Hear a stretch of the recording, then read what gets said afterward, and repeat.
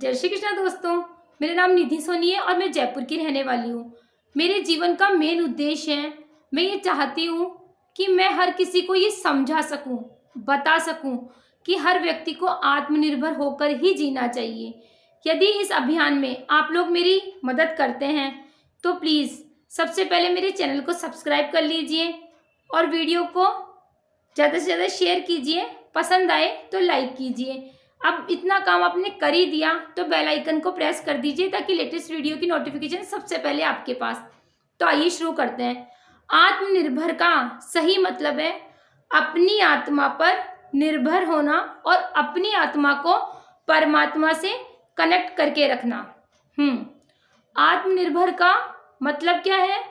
अपनी आत्मा पर ही निर्भर रहना और अपनी आत्मा को परमात्मा से जोड़कर रखना, यही आत्मनिर्भर का सही मतलब है।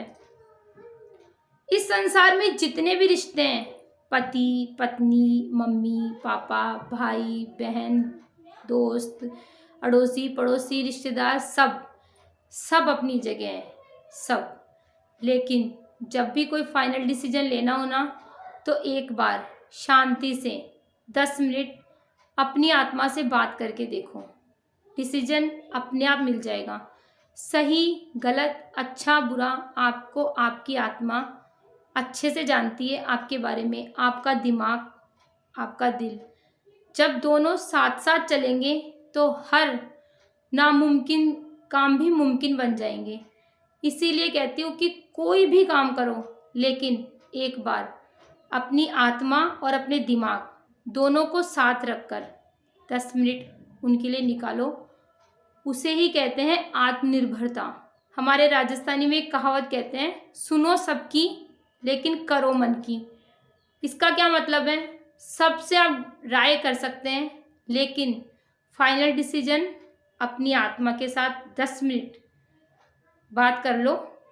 फाइनल डिसीजन वो कहलाएगा, वही आपका आत्मनिर्भरता का प्रतीक होगा। और हाँ, यदि आप कोई भी काम साक्षी भाव से परमात्मा को समर्पित करते हो तो आप चाहकर भी गलत नहीं हो सकते। भले ही आपके परिवार में 100 200 500 सदस्य हो और उन लोगों में भी हो सकता है वो लोग आपकी बात नहीं माने, लेकिन आप इस बात के साथ दृढ़ संकल्प के साथ रहना कि कोई बात नहीं, आज मुझे लोग गलत मान रहे हैं लेकिन आने वाले वक्त में सही मानेंगे, क्योंकि सच अकेला ही होता है लेकिन 100 के बराबर होता है। क्यों? क्योंकि आपने साक्षी भाव से काम किया है, अपनी आत्मा को परमात्मा पर समर्पित करके काम किया है।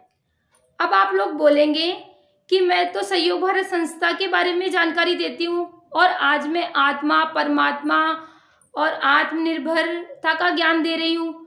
तो ये सब जब मैं सहयोग भारत संस्था से जुड़ी और लोगों के संपर्क में आने लगी, लोगों से मैं बातचीत करने लगी, तब मैंने जाना कि लोगों में आत्मविश्वास की कितनी कमी है।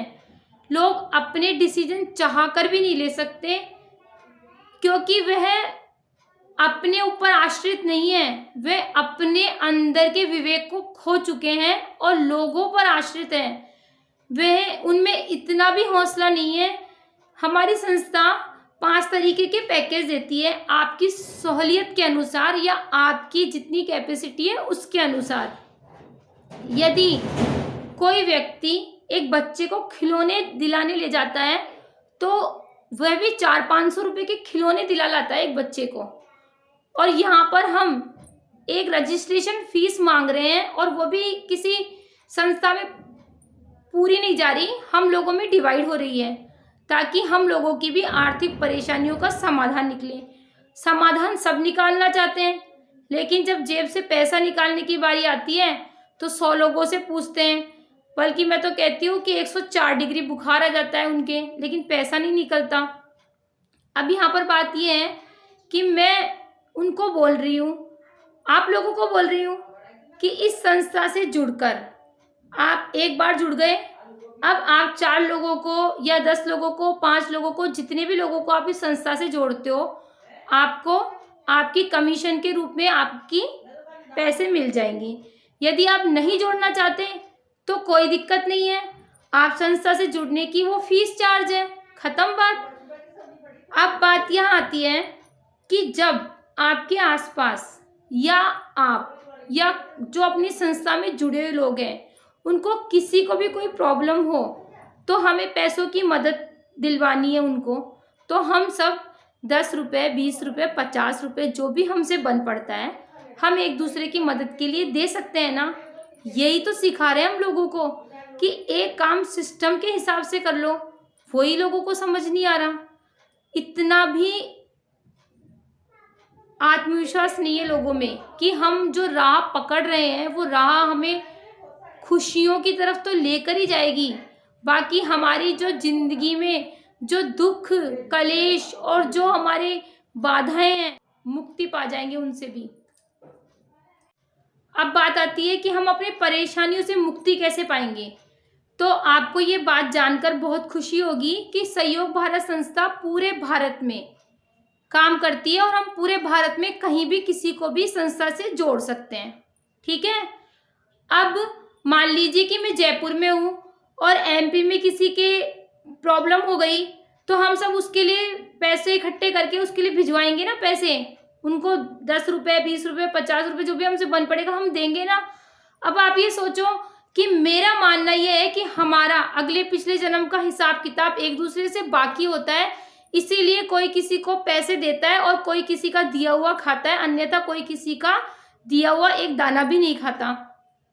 अब मान लीजिए कि आपको मुक्ति चाहिए तो समझ लीजिए आप उसको पैसा तभी देंगे जब आपका कोई हिसाब किताब होगा, वरना हजारों संस्थाएं चल रही है, बहुत कंपनियां चल रही है, लेकिन आपने उधर भिजवाया क्या? आप मुझसे क्यों मिले, आप मुझे क्यों सुने, क्यों?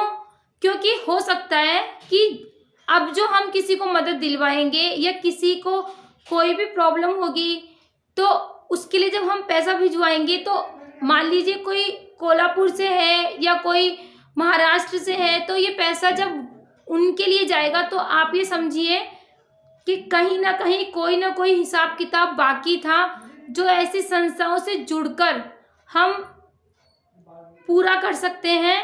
और इस संसार का एक नियम है, जब तक हम किसी से अपना हिसाब किताब चुकती नहीं करेंगे ना तब तक